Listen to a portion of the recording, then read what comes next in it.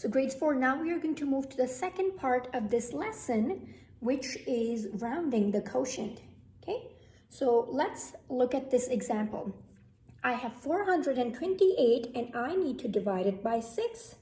Now I know 6 times 7 gives me 42. So I subtract, I'm left with nothing. Then I bring my 8 down. 6 can go into 8 once.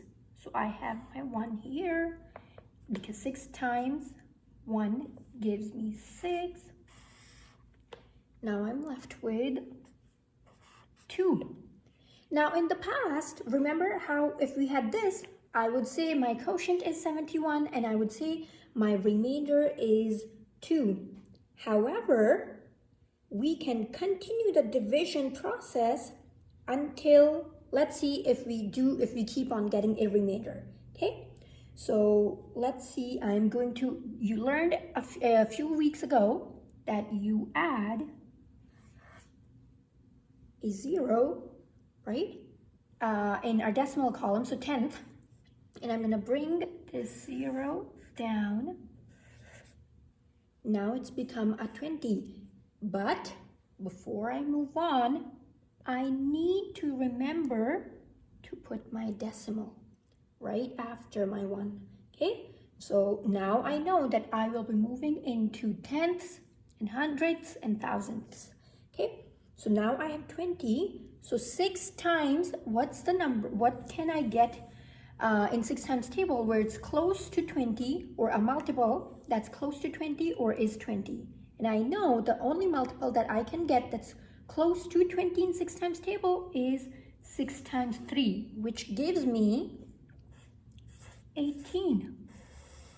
Okay, so I subtract, I am left with 2 again, and I am left with nothing here. Uh-oh, I still have a remainder.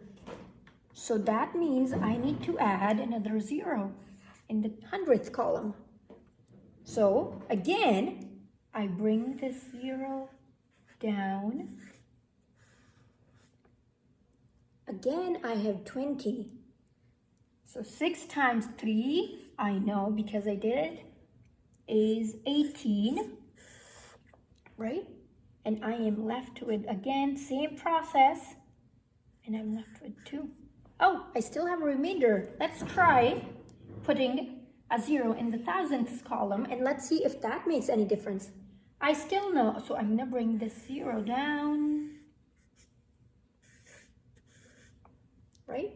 And 6 times 3, I still know it should give me 18.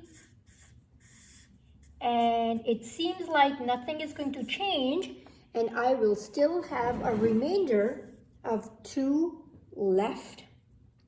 So you see, when we divide into hundredths, we can continue to, or tenths or hundredths or thousandths, we can continue to do that. But no matter how many decimal places we add, there will always be a remainder, because here's the term we need to know, because our quotient is non-ending.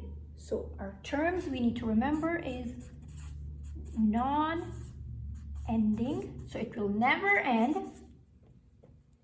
or it is non-terminating.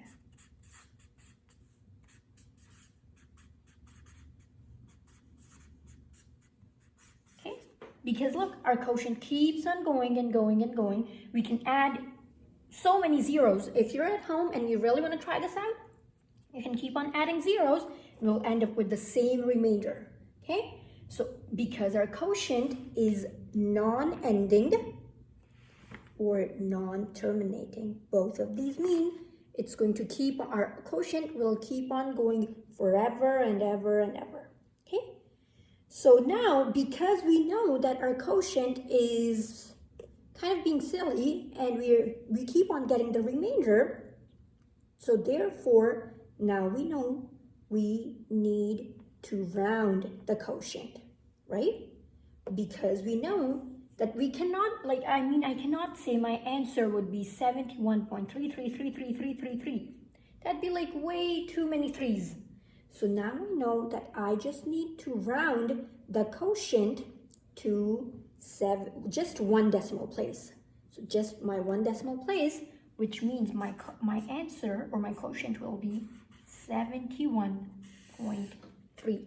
And that's where I'm going to end off so I'm gonna stop counting these 3's and just gonna round it off to 1 decimal place. Does that make sense?